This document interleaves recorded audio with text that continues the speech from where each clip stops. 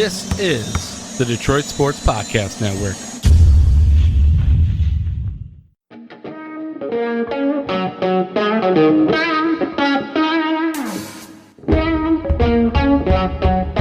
The biggest icon in podcasting.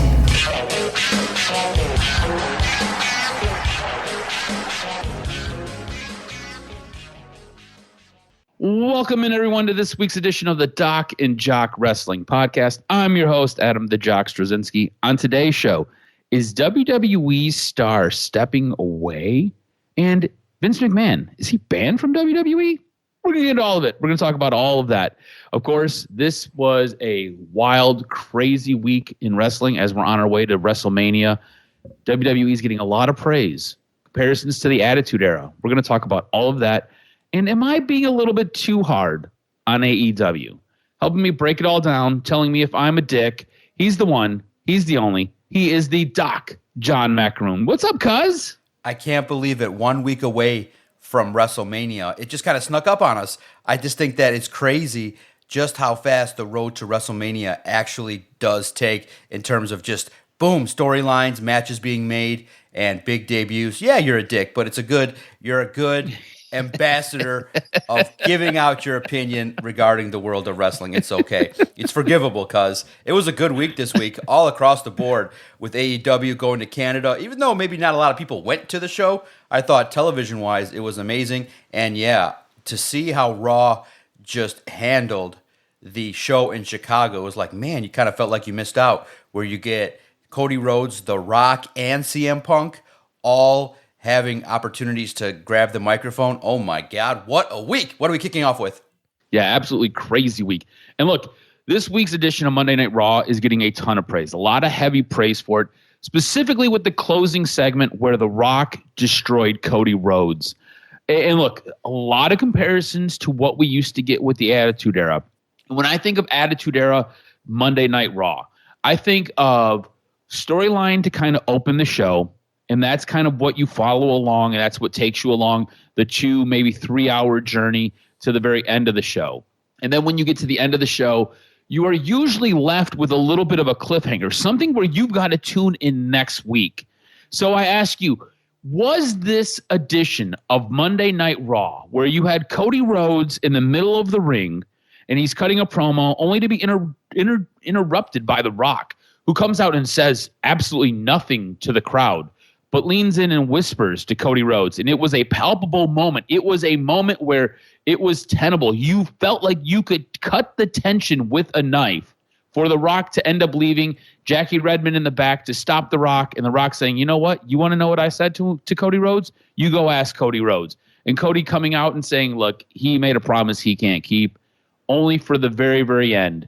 Cody Rhodes gets absolutely destroyed by The Rock. This starts off near the ring as Cody and Seth run down to help protect Jey Uso. As the bloodline comes out, it spills into the back where The Rock ends up bouncing Cody's face off of the entrance doors. It spills to the outside. You got a massive truck with Steve Austin, and you got John Cena on the side of a truck, which we can talk about that if you want a little bit of product placement, a little bit of foreshadowing, a little bit of foretelling what might take place at WrestleMania.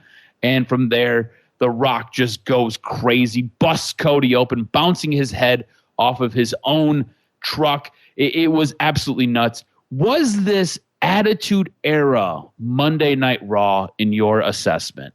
Ooh, we saw blood, cuz. First time in a long while on WWE television. Man, Cody Rhodes took one. And look, it just elevates the feud. It was something that, look, it's not out of the realm of possibility that a company now that merged with the UFC company is going to be a little more aggressive.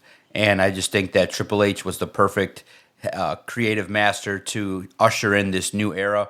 No doubt about it. I just think that when the collaborative meetings are happening and you're asking the question, how do we advance the storyline, some aggression, you know Cody Rhodes is having some input in this, and I think that when you look at it, each performer that has an opportunity to harken back to things that were working, I mean, who better than to usher in this new era than The Rock, who understood it, lived it, and can have input regarding it. And I just thought the stuff that he said online afterwards was like, listen, I don't care what television producer tells me to cut, when, this and that. We have an opportunity to create some things that are magical, and boy, was it crazy. It made you feel for Cody Rhodes, even though we all understand what the deal is, but Cody Rhodes took a whooping, and I just thought the timing of when Rock showed up on Raw was awesome too.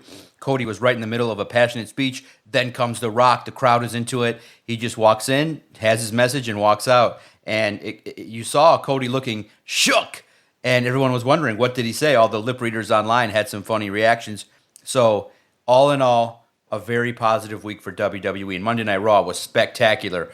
It was amazing. And yes, all the marks out there that remember the Attitude Era with Triple H, Undertaker, Stone Cold, Rock, we got a trip down memory lane. It was special. Yeah, for me, I liked it. I thought it was good. I think this is one of the best Monday Night Raws that we've had in a long time. And I think this goes a long way with setting up what we're getting for WrestleMania. I don't necessarily feel as though it was Attitude Era-esque, but I feel like it's been the closest thing that we've had in a very, very long time. Like you said, we got blood, which is something we don't normally get. Again, I kind of laid out how this started with the very beginning of the show all the way to the end of the show, and that was very Attitude Era-esque. There is a formula for Monday Night Raw, and they generally try to stick to that, but with this one, it felt a little bit closer to what we used to get when we were younger. We've already, like I said, talked about the blood. I thought the behind the scenes stuff, the producer telling them that we're not live anymore, and The Rock going in for one more, that felt very Attitude Era-esque. The Attitude Era felt, we knew wrestling was fake, but we felt like there was some legit dislike, some legit disdain. You felt like Stone Cold Steve Austin hated Vince McMahon. You knew Bret Hart hated Vince McMahon, but you felt like Stone Cold Steve Austin legit hated Vince McMahon. When he hit him with a bedpan, he hit him with a bedpan from all of us.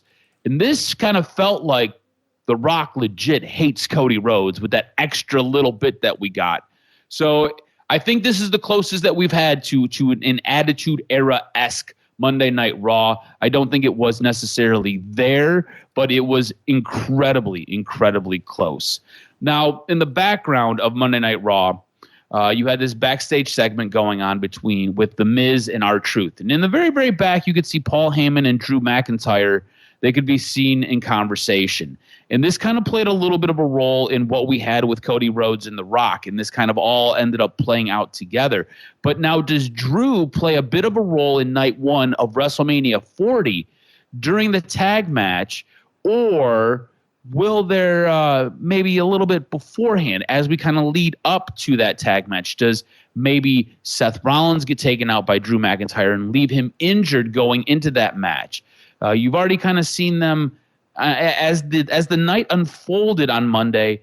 There was a little bit of that dust up between Drew and Seth.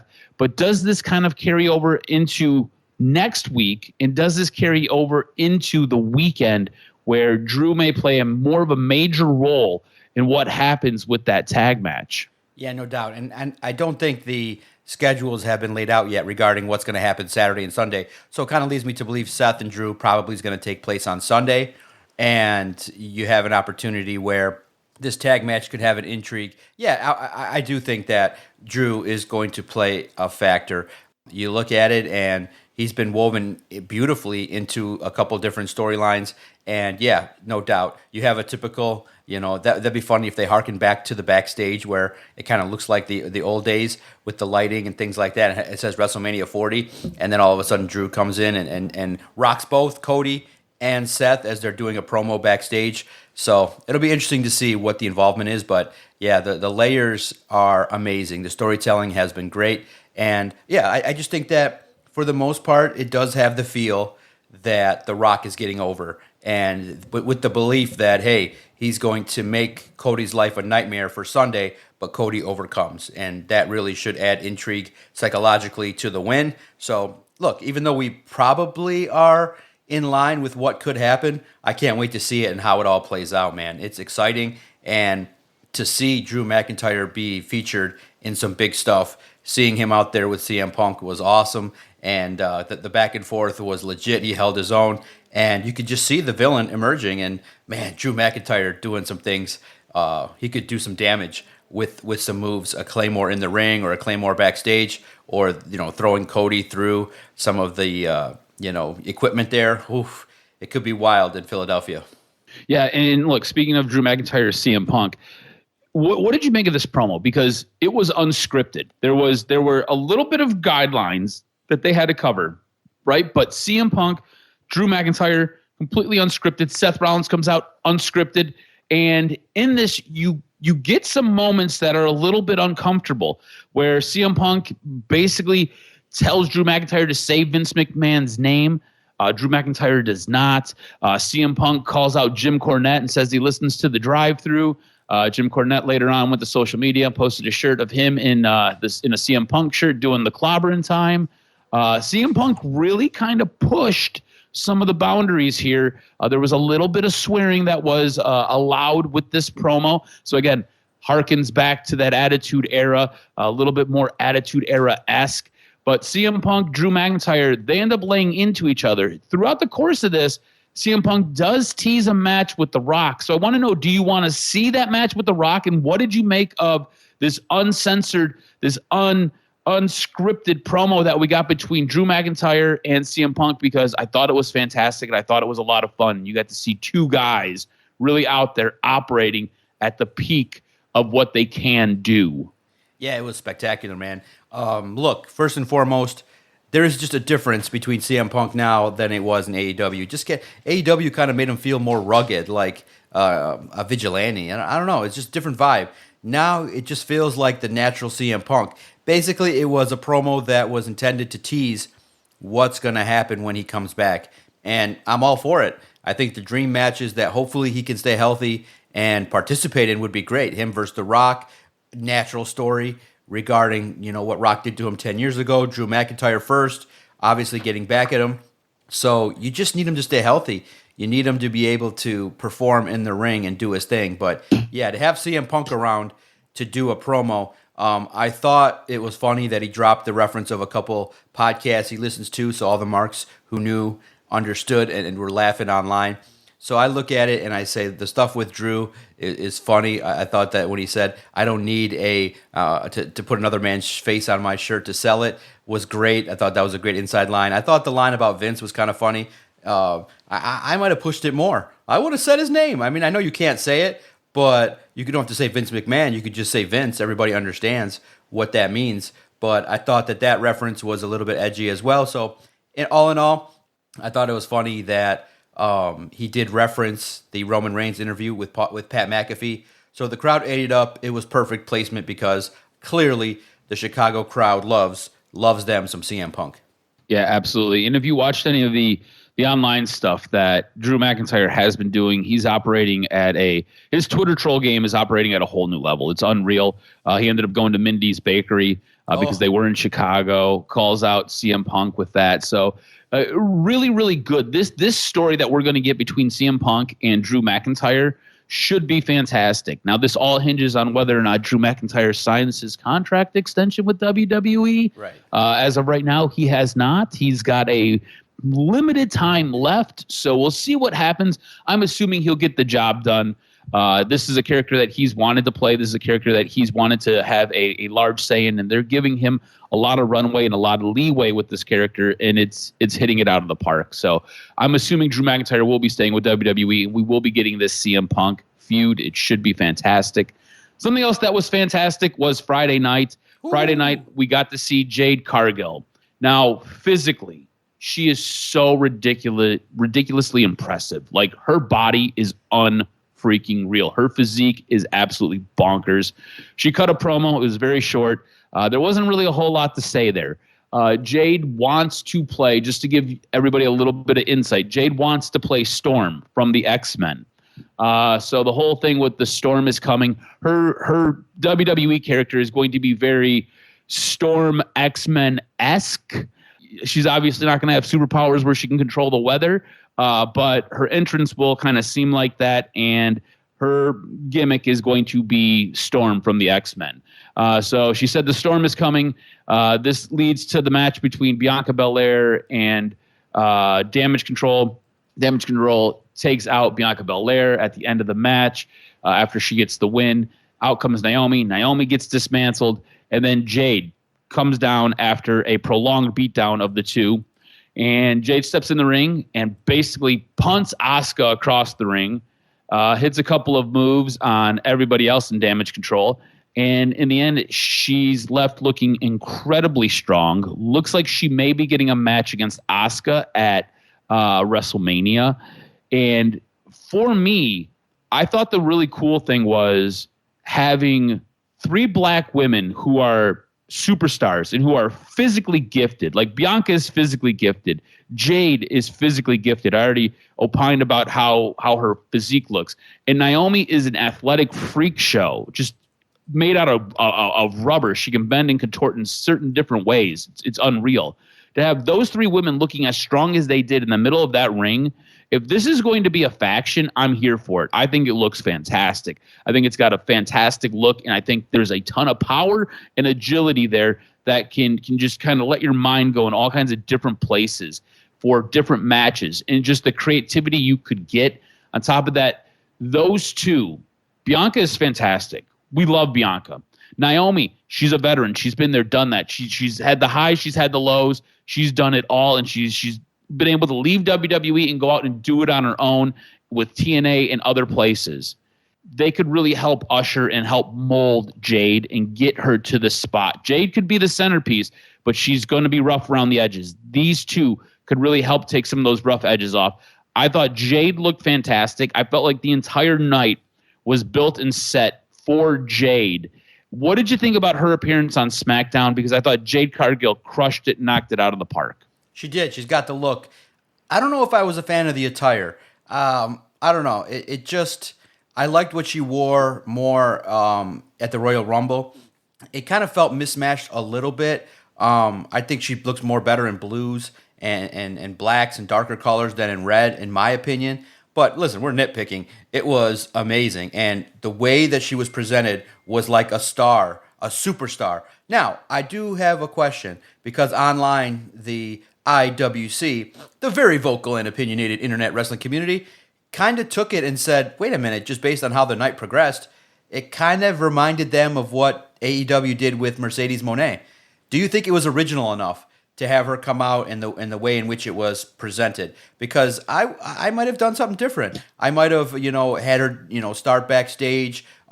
In fact, in the end, when you have somebody as powerful as Triple H, you just have her, you continue to have Triple H back there. She arrives and he's just like, thank you. This is going to be the start of a new era. Kind of like how he did with NXT a little bit more like, hey, I'm showing off like a prized possession, kind of like Dana White does when he's just always around in the background. So you have Triple H just kind of showcasing her around. This is Jade, and have him smirk with the ladies and have kind of everybody like walk past Tiffany Stratton and like she's doing her thing, and then Triple H walks in with Jade, kind of to signal, hey, this is important. And then everybody else talks behind her back. She's not all that. What has she ever done? She came from that place. It's kind of like a little bit of jealousy, a little bit of stuff that could be said but not said into her face. Like they could have said, it would have been funny if Asuka or somebody would have said something like, she probably needs another 3 years of training from where she came from, and then they're walking around laughing, stuff like that, a little bit more. But in the end, they made it serious. I'm here, I'm a badass, and let's go. And that's fine, but you could have did it a lot of different ways, because in my mind, it did just a little bit remind me of what AEW did with Mercedes Moné. Yeah, I didn't think of it that way, but when you say it, yeah, it was incredibly similar to what they did with Mercedes Moné. The thing is, with what you presented, I feel like they've kind of already have done that. They did that before she debuted at the Royal Rumble, where she was kind of walking around with Triple H, or she was seen backstage with Triple H, and nothing really came of it. She's been kind of kept on ice now for months, and I think this was a good way to kind of slowly ingrain her in the SmackDown scene, slowly introduce her to the crowd. Now, look, we had the thing that took place at the Royal Rumble where she threw out Nia Jax, and that was fantastic. But, like, she hasn't really cut a promo. She hasn't really talked in the middle of the ring. And look, when we talk about Jade Cargill and kind of things she has to work on, her promos are one of them. Her promos are not very good. They weren't very good in AEW. I was waiting for her to be like, I'm that bitch, because that was what she always said in AEW. Like, that was it. That was her line. She didn't say anything else. It was just, I'm that bitch. And they were like, okay, Mike's dead. Now you can move on. So I was expecting something like that. So I think them giving her a couple of sentences to say, her coming out and kind of getting her feet wet. Again, she is somebody who you're going to have to keep it very black and white. You can't have a lot of gray with her because she's still learning. She's still sitting underneath that learning tree. AEW did a really good job protecting her.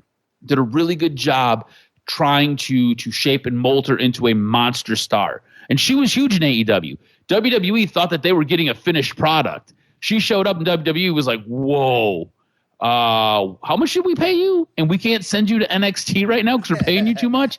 Oh, man, we are stuck. So they're taking it slow with her. I think this was, for her specifically, again, case situationally, I think this was the smart thing to do. You give her a couple of lines, let her go say some stuff.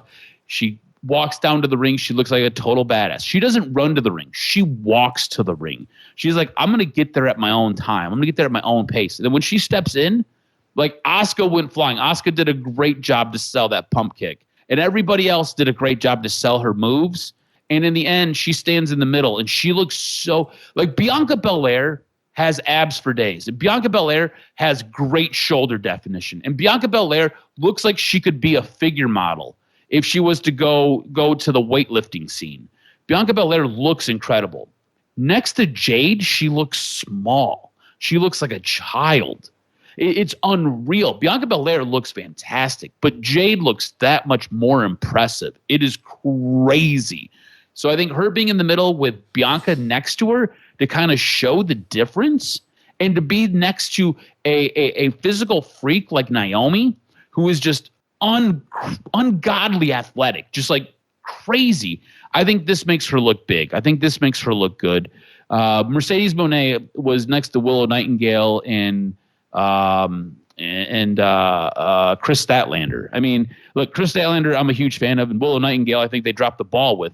But, you know, they're not physically impressive like Bianca is, or they don't have the athleticism that Naomi does. And Jade kind of outshines all of those, outshines everybody that we just mentioned. So I think what they did with Jade was fine. You have to remember, you got to take it slow with her. I think the way they kind of walked her through it, I think it was very, very good. Yeah. From WWE, anything else that really stood out from for you this week? Yeah, something stood out.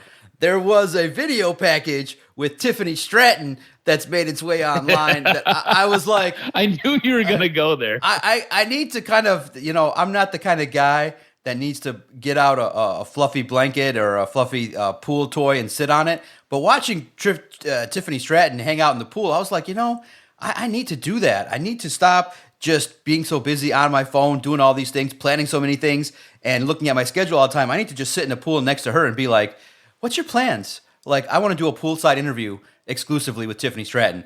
Poolside here with the Doc of Detroit Sports Podcast Network. We're here with Tiffany Stratton. Tiffany, what are we doing here in this fine pool? And she looks at me like, and just flips it over and leaves. Who sent this tool here? Oh, man, it was great. Do you feel like, so when I watched her promo, I felt like, okay, this is them capitalizing on what Mandy Rose was supposed to be. Not edgy and dark, but more of that glam, more of that glitz. This feels very Mandy Rose-esque to me. I don't care. She fits the role, and absolutely. I think she's just, the opportunity to use vignettes and video reels are amazing. Tiffany Stratton is just going to be somebody that also, what's spectacular, we all know she's going to back it up in the ring. So, total package, man, and that stood out to me. I thought throughout the week, WWE just really did a great job with the tag teams. Oh, my God. Even though it was thrown together with the Jade Cargill match, I do want to see it. I do feel like Bianca Belair deserves more. But, hey, a tag match with friends is sometimes a little bit fun that you can take advantage of. We all expect that Bianca Belair's team is going to win. The ladder match is going to be off the chains. I think that there's going to be some special moments. Pretty Deadly getting a win was funny. I just can't help but laugh because I do play their entrance on the video game, and my daughter loves it. It's just effing hilarious. Their whole gimmick is just funny. It's fun. So I enjoyed it. And I looked at Monday Night Raw, and I thought the middle portion was also something that sustained a lot of people's attention. So right now, WWE is firing pretty well on the road to WrestleMania. Good matches. Becky Lynch, Nia Jax, that feud has just been off the chains.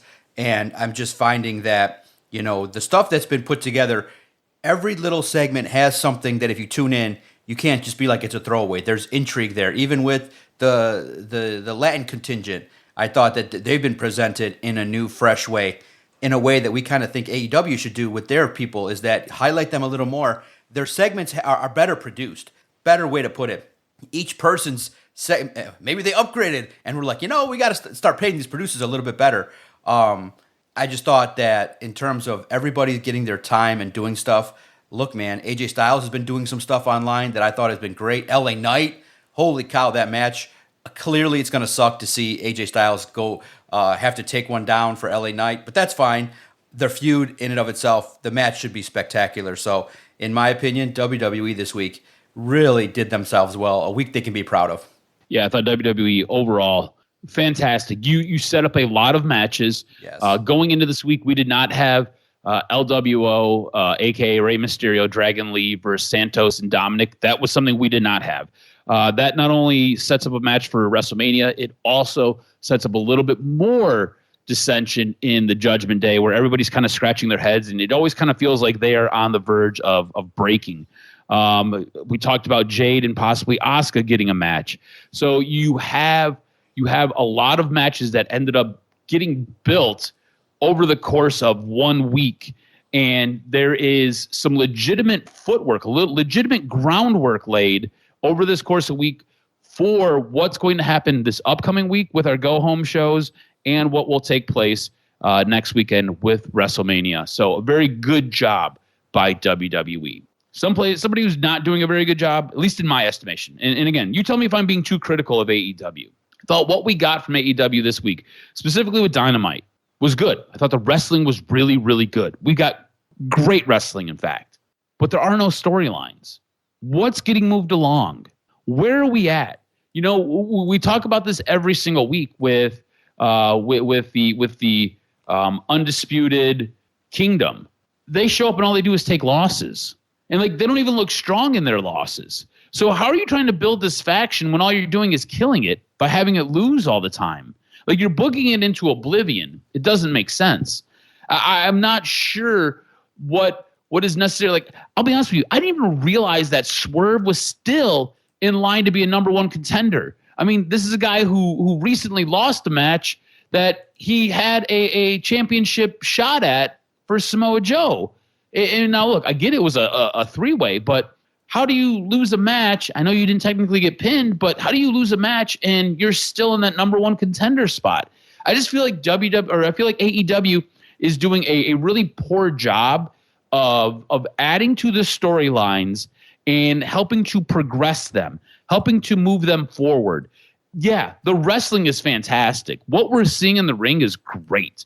Will Ospreay is a machine. Will Ospreay and the Will Ospreay Shibata match was fantastic. There's really no story there, though. And the announcers didn't do a good enough job of telling the story that they had before, And there was no video footage of that prior match. You didn't get to see any of that. There was no build to that. That is a really good match that you could get on a New Japan card, and there would be a ton of storyline there, and you'd be like, wow, this is fantastic. But what we got with AEW, this was kind of a throwaway match at the beginning of the night. And yeah, it was a hell of a match, but does it get us any closer to Will Ospreay, Bryan Danielson? I don't think it helped tie anything together. I feel like that story is still where it was at a week prior. And I feel like when you go up and down the card and you look at what we got, it was a lot of the same stuff with not a lot of advancement in storylines and not a lot of stuff getting moved along. And I'm a fan of fantastic wrestling. I love good wrestling, right? I will watch it all day long. But we've talked about this before, and I think you and I are of the same mindset. We want really good wrestling, but we want to be told a story as well. It has to move something along. We have to get somehow from point A to point B. And I don't necessarily care if it takes 6 episodes. I don't necessarily care if it takes 3 episodes. I don't care if it takes 2 episodes. But somehow we have to move the story along. It can't be in the same spot every single week. What happens is you then get bored. You don't pay attention. You're not interested. You end up checking out. Somehow we have to move the story forward. And I don't feel like AEW is doing a good enough job moving these stories forward as we're booking our way to Dynasty, which is only about 3 weeks away, if my math is correct. Am I being too critical of AEW?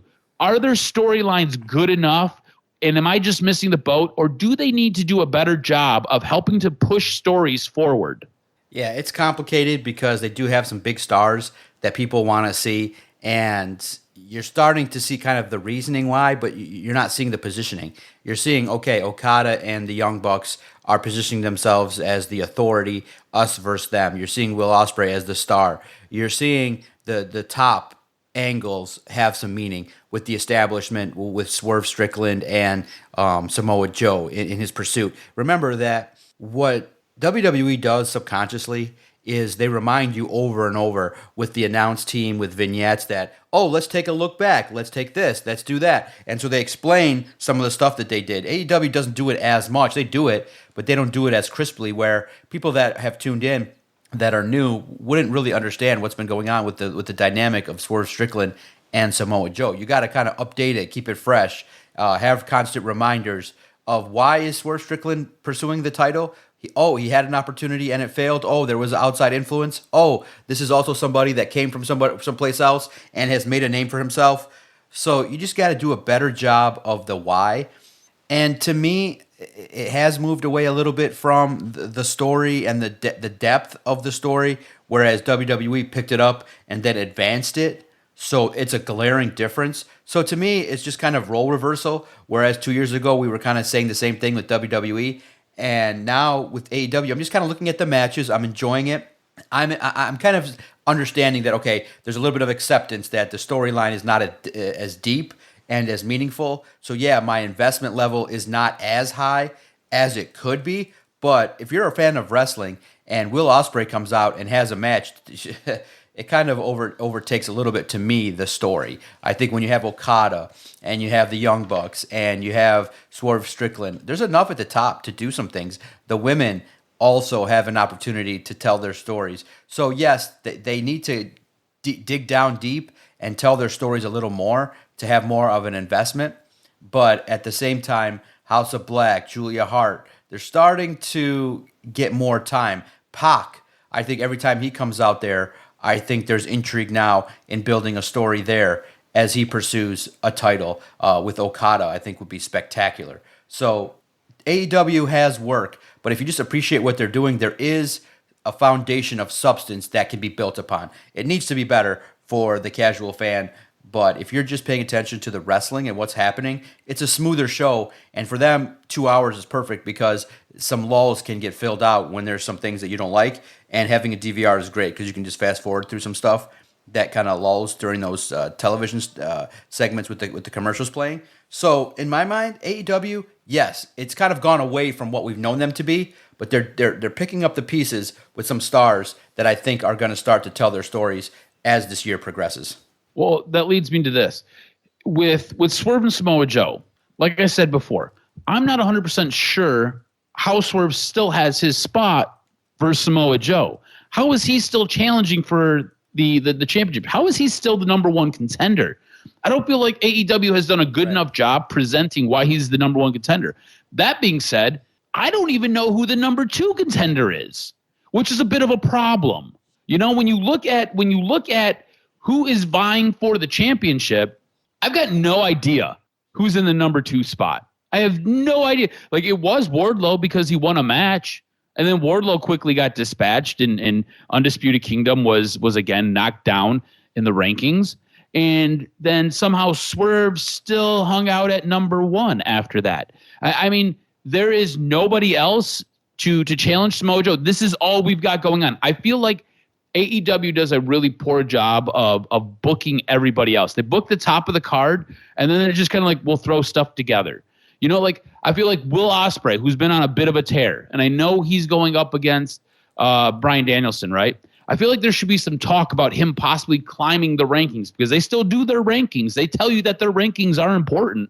I feel like there should be some conversation about him climbing the rankings and kind of where he's at now. He just came in. He started at the bottom, and now he's all the way up into 5th or 6th place, and he has his eyes set on Samoa Joe. He's not there yet, but he's getting there. Big match against Bryan Danielson. This could help catapult him into that challenger challenger realm where it could be him knocking Swerve out of that first number 1 contender spot. It could be Will Ospreay, who is the guy who should be challenging Samoa Joe. We don't get any of that.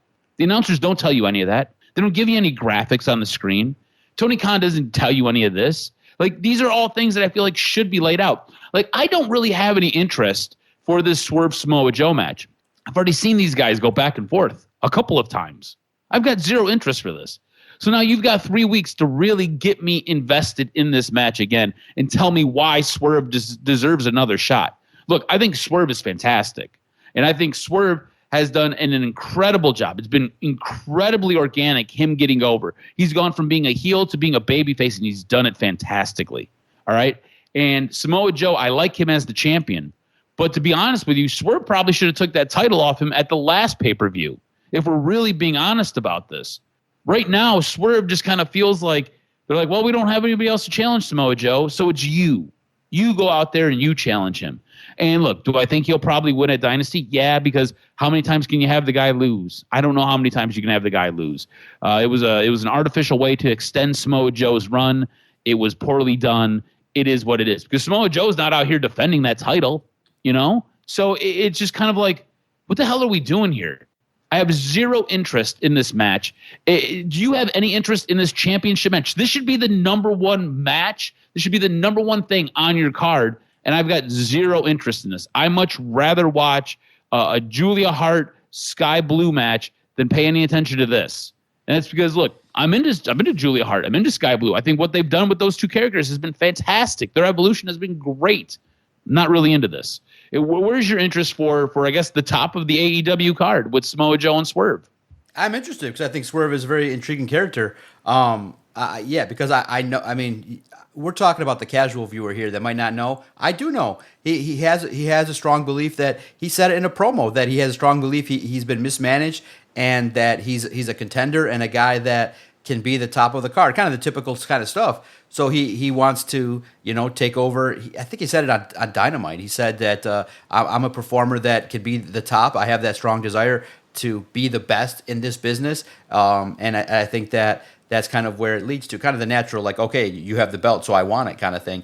And he's over. But yeah, they could do a better job, no doubt about it. And I think that's where this new hire that has been announced for Tony Khan, I think, can help, but it hasn't happened yet. It's hard, man. It's hard to have good writers and good production, especially in wrestling, and especially when it's like a little transition period. So I would expect that the storytelling is going to pick up over the next 12 months. It's pretty clear when you see the ratings. Someone is going to tell Tony Khan, hey, whether it be Eric Bischoff on a nightly basis on his new podcast. I was say Eric Bischoff telling him? Yeah, or people will tell him, hey, if you don't tell good stories, your ratings will always be 800,000 no matter what you do. What do you think about that the whole thing with Eric Bischoff? Eric Bischoff has a podcast. Him and his co-host announced that they are not continuing the podcast because Eric Bischoff has a couple things going on right now. It was a really nice post by the co-host, and Tony Khan ends up jumping on Twitter and basically calling Eric Bischoff out. Eric Bischoff ends up responding with some pictures of a half-vacant arena from Dynamite and basically calls out his ratings and says, yeah, okay, well, get back to me when you can raise your ratings up. What do you think about Tony Khan kind of always looking for the smoke and going after guys instead of just letting dead dogs lie? I think it bit him in the butt because Eric took it and called it a podcast called Wise Choices, where he can just hammer Tony Khan more. Look, in the end, Eric Bischoff has some legs to stand on, but he also has some demons as well because he oversaw, even though a lot of it in his book describes it as stuff that he puts blame on other people regarding just not having the support of upper management when there were some corporate things going on. And I can understand that from a perspective. But at the same token, creatively, he didn't make wise choices with the NWO because he let it grow to be 69 members. And when they were debating the 70 and 71st member, you were like, this guy's in the NWO? It watered down what it meant to be in the greatest faction of all time. So, look, if you watch an Eric Bischoff podcast, you feel informed. You feel like you have somebody with a strong opinion in the world of wrestling. And at the same token, you realize, too, that there's a little bit of bias here at certain points.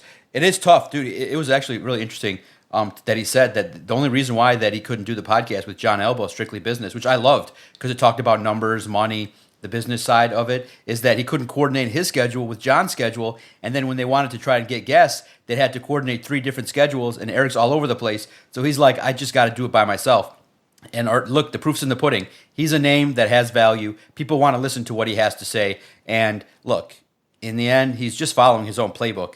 Controversy creates cash. So he knows what's going on, and Tony Khan knows what's going on. He's calling out Eric Bischoff because he knows Eric Bischoff's going to call him out. So there's a little bit of an element of a shoot that started off, but now is really also has a part work in it too. They're both getting benefits from the attention. And ooh, look, we're talking about it. Everybody loves an online Twitter feud. So good on you, Tony Khan. But my God, dude, get some sleep. 4 o'clock in the morning and you're tweeting?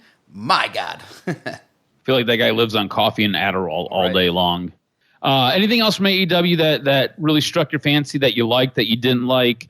Look, I thought Dynamite was a good show, but again, maybe I'm being too critical. I need a better job with the stories. Yes, absolutely. I thought Dynamite did a good job. Overall, the Canadians that were in attendance showed out, and Will Ospreay's match was, well, wow. Oh, man. Just watch Will Ospreay, and you'll have a good time watching AEW. All right, what was your show of the week? Clearly, I think you and I both are in agreement. Monday Night Raw was the show of the week. By far, absolutely stellar, top to bottom. And with The Rock destroying Cody, we now have further proof that Cody is being dominated by The Rock, the final boss. That's the real final boss, not the one on AEW that's been portraying himself as that for a couple years. But the final boss is The Rock, in my opinion. Raw is the show of the week. Yeah, absolutely. Raw is the show of the week. Would you like some news and notes? I've got a short one this week. Hit me with this week's professional wrestling news and notes. What made your list? Well, I woke up Wednesday morning to this WWE star stepping away, ? I was shocked. I was like, what is going on here?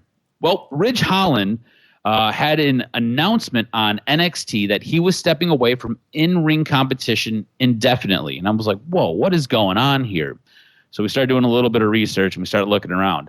Holland said during Tuesday night's broadcast that he was doing so because he didn't want to risk hurting himself or anyone else, and it's what's best for his mental health, leading to people questioning whether this was real or a storyline. It has now, however, been confirmed that this segment was entirely part of a WWE storyline. So WWE leaning into real life, where everybody calls out Ridge Holland for hurting people, and Ridge Holland saying that he had some mental issues with this, where the criticism was really taking its effect on him. Fightful's Corey Brennan reported, the cliff notes of it are Ridge is not going anywhere. It's storyline. It's all part of the larger story that they've been telling for weeks, if not months now, with Ridge in WWE/NXT. They've been building this story up for quite a while. It's quite obvious that it's an important story to Ridge, to Shawn Michaels, and a lot of people have questioned if this storyline is something that has received pushback, whether it's from Ridge or Shawn or anyone else in the back. And I'm honestly surprised to say that there's been zero pushback within NXT. Ridge has actually been a big supporter of the storyline. He was very motivated to do it, to do this storyline for a lot of reasons. So Ridge is on board with the I Hurt People story, which I don't know what that says about Ridge. But whatever, it's all storyline. Ridge isn't going anywhere. Now, is Vince McMahon banned from WWE TV? Well, we may have had a clue on Raw this week. We talked about this a little bit earlier. During the CM Punk Drew McIntyre segment, CM Punk made reference to Vince McMahon asking McIntyre who chose him as the chosen one, basically goading Drew into saying Vince's name. Drew, however, did not.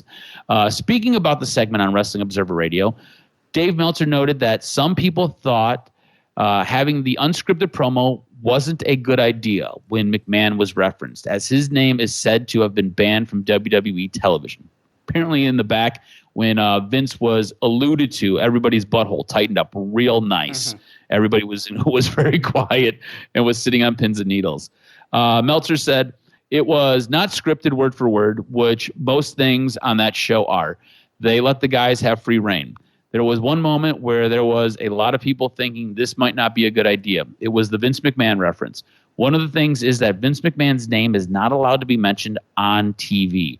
But McIntyre changed the focus and never mentioned the name, and they got out of it. They went a little longer. They went a little long, but there was no negativity from it. One person told me that Levesque knew they were probably going to go long, so the matches that didn't have the entrances before the show, they already planned that, and that was going to be the case. So it wasn't that they came up with this to save time. So it sounds like it was all in all, it was very, very good. Drew McIntyre, being the professional that he is, was able to sidestep that, but it did make everybody nervous in the back. And that's going to do it for this week's wrestling news and notes. Make sure you follow Adam on Twitter at AdamRSTROZ. Follow the network at Detroit Podcast for all wrestling content. Oh my goodness, what a week. Cuz it's crazy. Next week's episode is episode 311. That's my birthday. We're going to have a fat episode as we preview basically for the show, the 2 nights of WrestleMania. It's going to be fun to try and coordinate and try to figure that out as we try to coordinate 14 matches and the build-up. So it's going to be a fun time. Man, WrestleMania is here. It's upon us. It's going to be a game changer, and it's going to be a fun 2 nights, a great weekend in April, and we hope the weather cooperates in Philadelphia. But stay tuned, man. It's going to be go-home shows. It's going to be a week of promotion. You're going to see WWE superstars all over the place, probably on McAfee, probably all over the interwebs. So this week is going to be a special week in the world of professional wrestling. AEW this Sunday has the highlights of the rivalry between The Miz and Daniel Bryan. So that's going to be really interesting as well. Dark Side of the Ring has been really good this season. The upcoming episode is Harley Race. The last couple with Brutus the Barber Beefcake and Buff Bagwell have been stellar. So the content in the ring and outside the ring has been special, as well as the content from the wrestling community, from those in the know, and from the likes of us, fans that love professional wrestling. It's a good time to be part of the professional wrestling game. For the Jock, Adam Straczynski, I'm the Doc, John Macaroon. Stay tuned as we keep rolling along. And next week, we're going to drop our latest and greatest episode of the Doc and Jock Wrestling Podcast.